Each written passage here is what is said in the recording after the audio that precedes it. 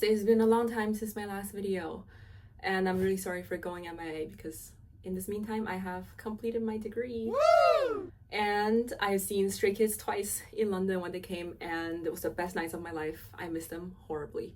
And third, I've been demolished spiritually by the new album, and that's why I'm doing this video today, is to try to pick apart the song Ceremony. And the reason why I'm doing that is because, one, I was challenged by Bangchan's Bubble saying that it's hard to place the first HIPHIP, and that was also something I noticed when I first listened to the song. And hopefully I can explain my thought process well enough for it to make sense to everyone. But before I do that, I'm just gonna quickly establish that first, I am not saying that this is what 𝐟𝐢𝐧𝐝 did with the song, because I don't know that. I can't know that. I wish I did, but I don't. So this is just my slightly educated guess on what might have gone into the producing and arranging. And second, I'm not a producer. I want to be. I'm in the process of teaching myself, but I'm not a producer. So if I make any mistakes, if there's anything that sounds wrong, please forgive me.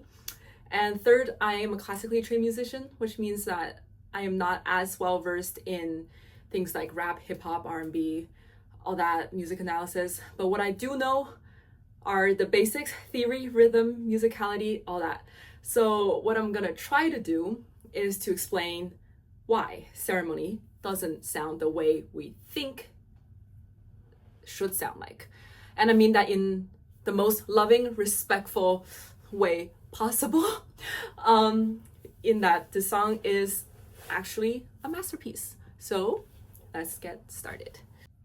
Had to do a little outfit change because I recorded the whole video and then realized I made a fatal mistake. So I'm restarting my 20-minute explanation. So the TLDR for people who just want the results is that if you look right here, we have this little empty space, and that amounts to 3 beats. So these 3 beats in 242 beats per minute means that it is an intentional space left blank for us to eventually have the main beat drop here. But because the intro actually starts right where this waveform starts, if you were to clap along to the song without knowing tempo or key signature or time signature or whatever, you will start clapping when the first beat drops, right?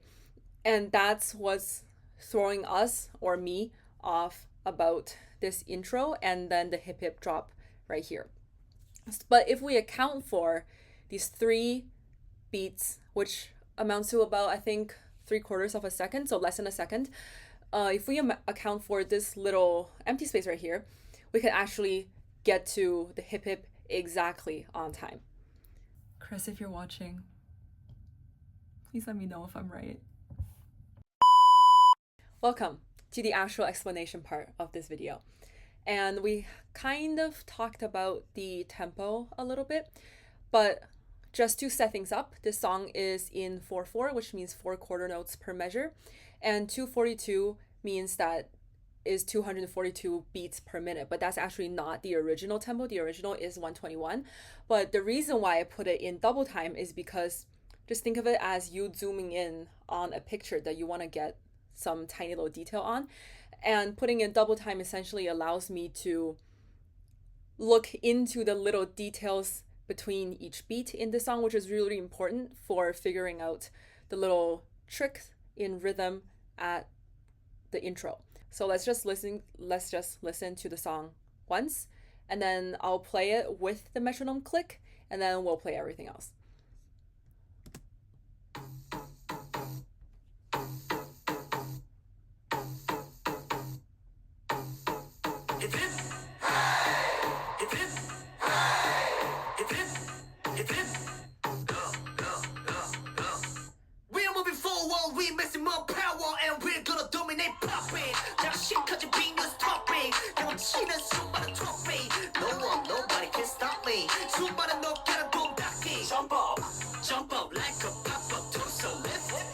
Okay, so that's the section that we'll be focusing on. So a little 30-second section. And if we go back and listen to it with the metronome, this part is going to become very clear. Okay.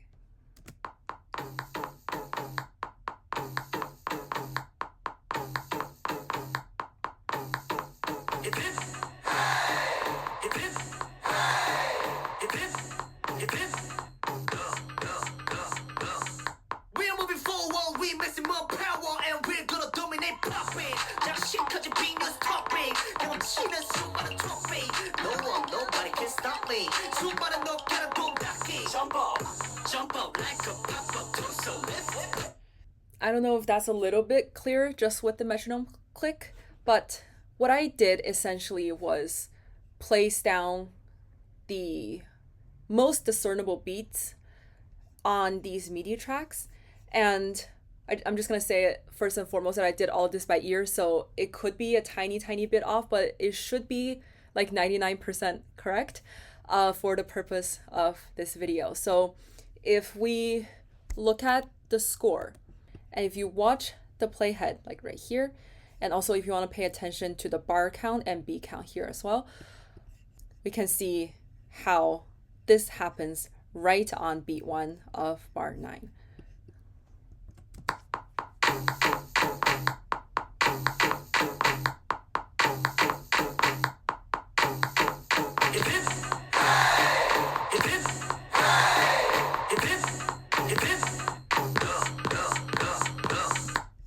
So essentially what's going on is that because we have 3 beats of rest right here, this little empty space, the Logic score doesn't display the 3 empty beats in front, so it just shows as a little pickup right here.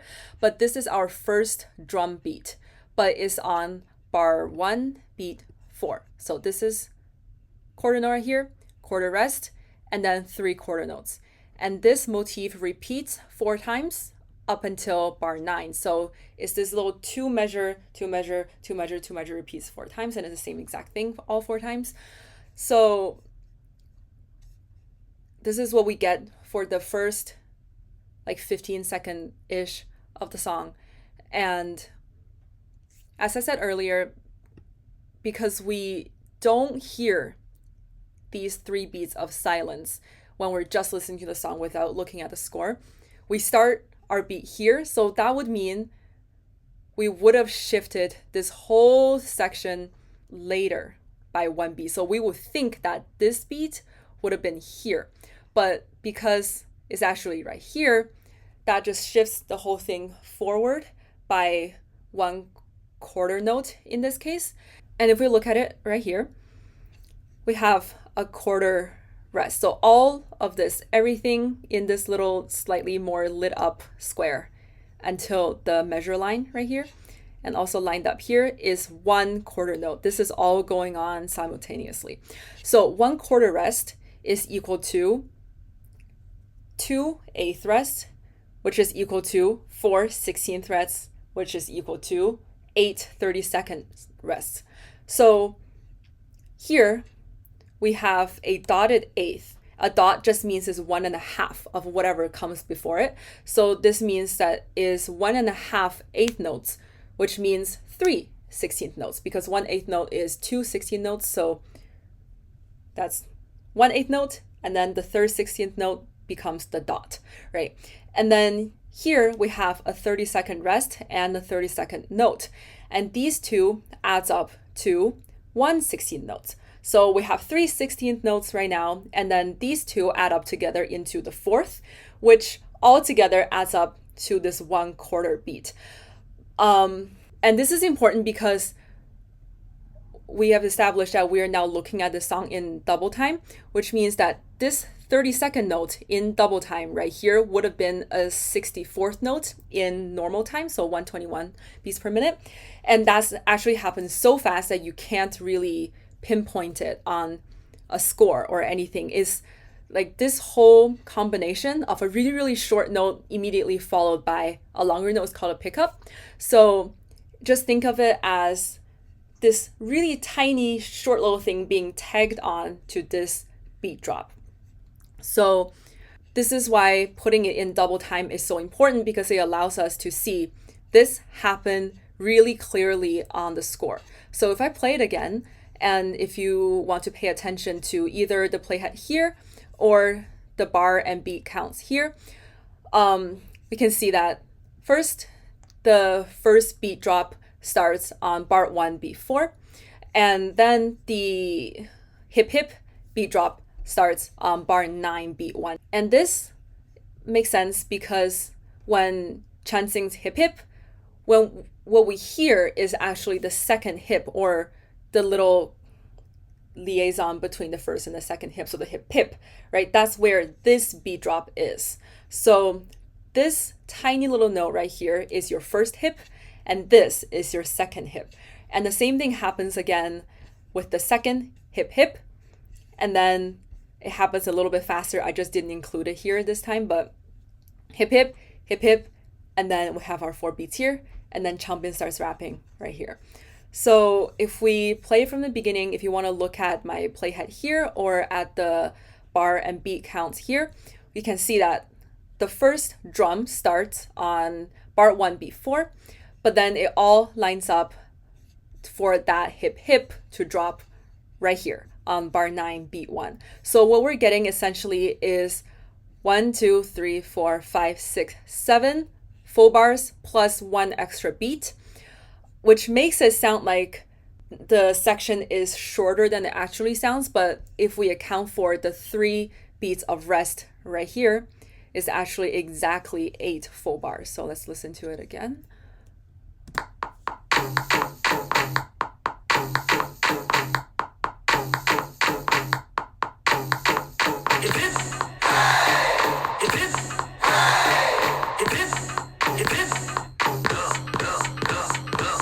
So now that we've established that in double time, let's slow it down into normal time at 121 beats per minute and look at how that little 3 beats of rest translates. So those 3 beats that I was talking about, each beat is actually equivalent to an 8th note in normal time, so in 121 BPM. So once we slow it down to normal time, we still see a little gap at the beginning. That's where our rests are. But if you look at the ticks, I don't know if you can see it really clearly, the little light gray ticks right here, each one of these is a quarter note in 121. And where this waveform starts, so where the first beat drops, you can see is right in the middle between the first and the second beat. So it actually starts, if we go really into detail, it should be bar 1, beat 2, and then like beat 2.5, sort of. So that's the same as the 3/4 of a second of silence at the beginning of the song. And I transcribed all my MIDI tracks into 121. And if we look at it again and listen to it again with the metronome, is going to sound really, really chaotic at first because where the metronome clicks doesn't line up with where the beats drop at all. And is going to really mess with your head. Is that a pun? Did I just make a lyrical pun? Okay, wow. Anyways, it doesn't line up, so it messes with your head a little bit. But everything will all make sense and click into place right here. B5, bar 5, beat 1. And this is the exact equivalent of our bar 9, beat 1 right here. So let's listen to it from the beginning again if you want to pay attention to right here.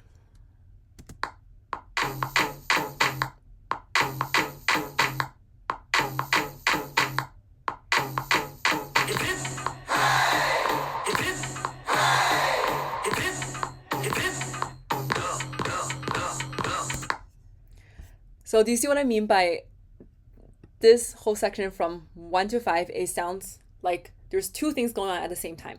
And that is because if we look at each one of these little waveforms, they fall right in between the ticks, like the quarter note ticks right here.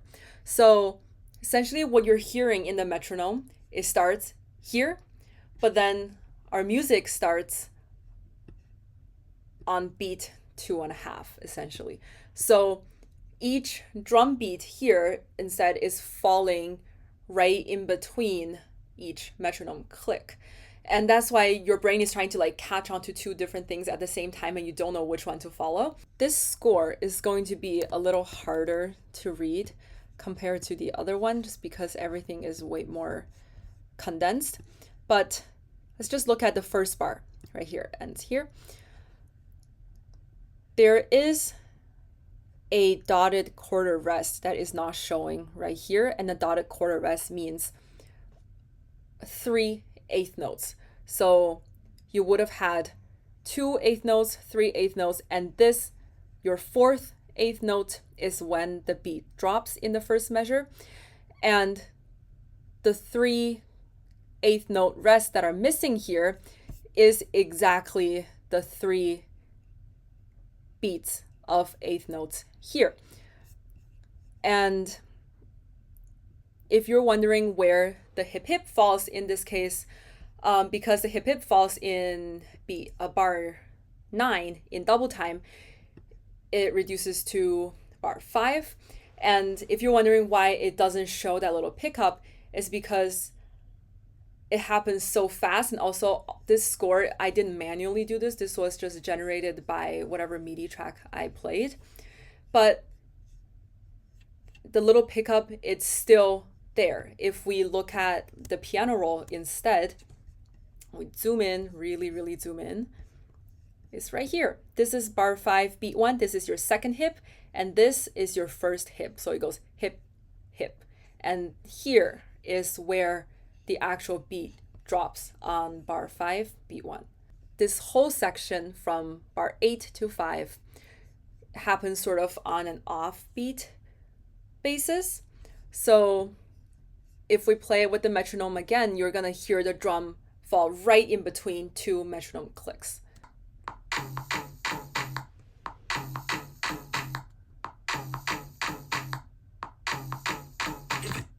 And another comment that I was getting, and also something that I was curious about, was the length of changbin's rap in the first verse.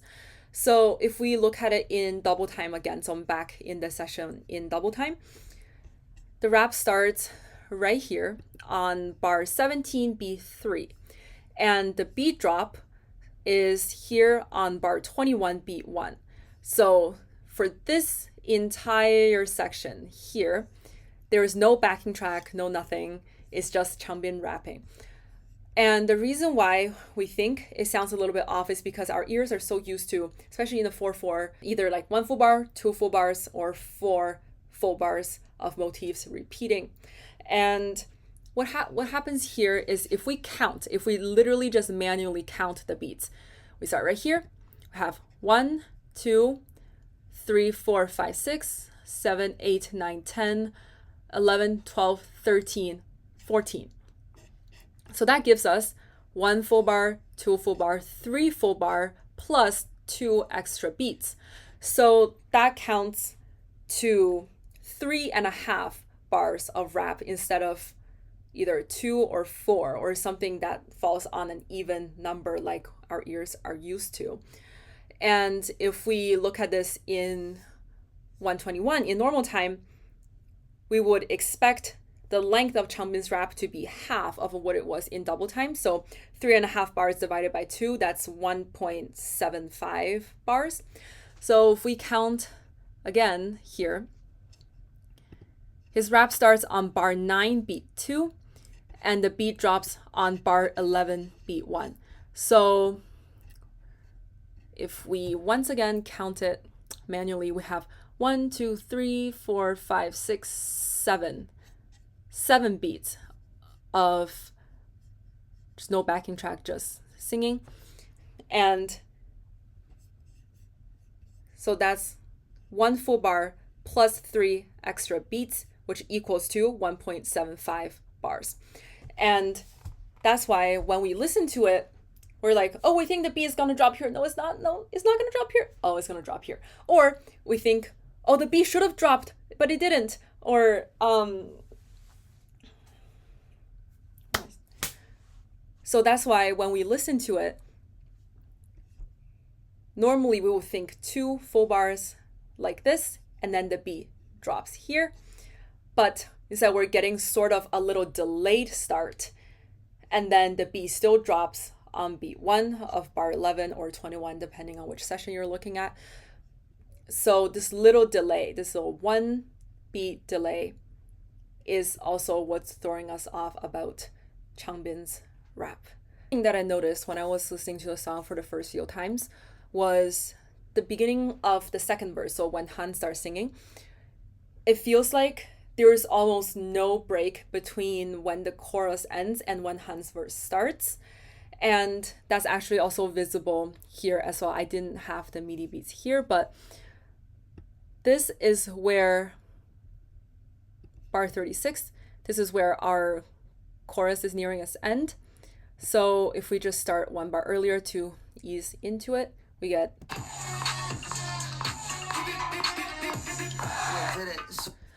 So the hooray falls on beat 4 of bar 36. And in a lot of other songs that I've listened to or I'm more used to, there's usually a bit of a break, either half or a full bar in between when the chorus ends and when the next verse starts. And it can be anything in between, either like silence or more instrumentals, a guitar riff, whatever. But there's like a little gap. But here actually, the hooray is the end of our chorus and Han's verse starts the next beat after. So 36, beat 4, and then immediately into bar 37, beat 1. So there's no break in between. It sounds like you're barely finished breathing before your next breath is inhaled. So it's kind of an interesting rhythm that creates a sort of like a more tightly knitted structure. So if we listen to it again from bar 35.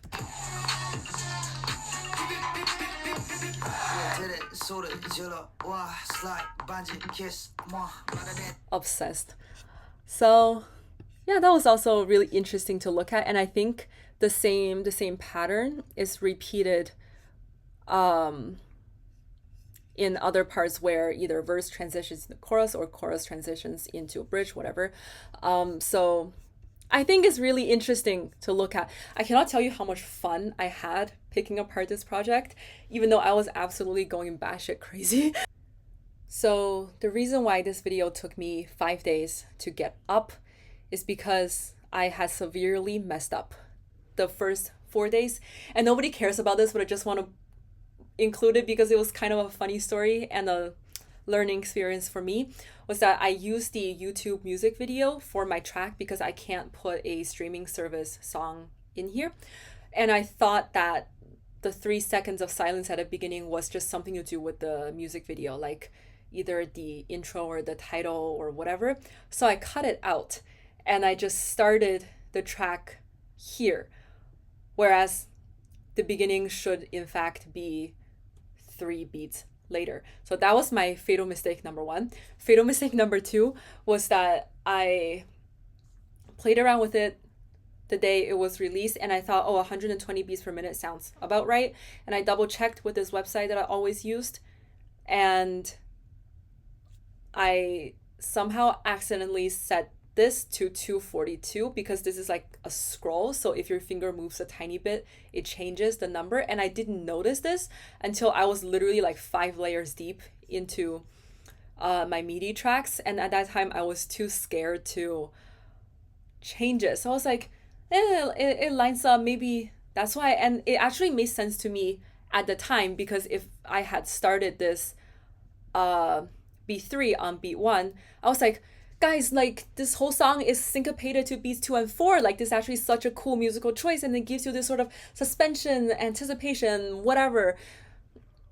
I was wrong. So that was a learning process for me as well, just being careful with what I do, and also never question 𝐟𝐢𝐧𝐝's artistic choices. So I was like, it's just silence, like it doesn't really matter. No, every beat matters. So yeah, I hope this video made some sense to you. I hope I did a somewhat decent job at explaining how and why this HIPHIP lands where it does.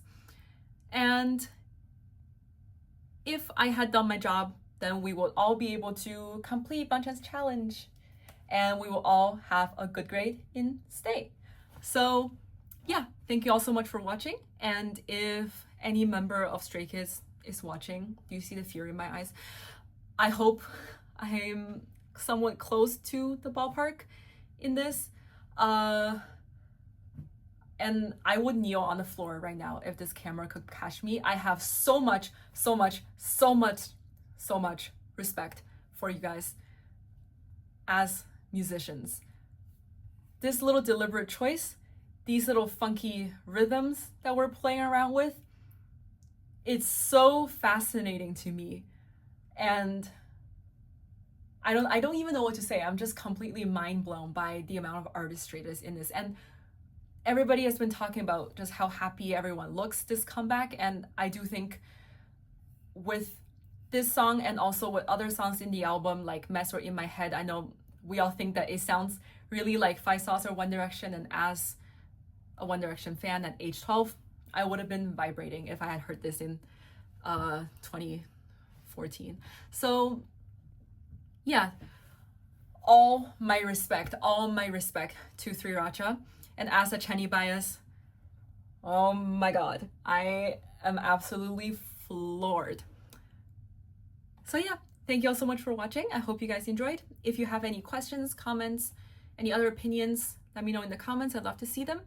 But otherwise, I'll see you guys next time. Bye!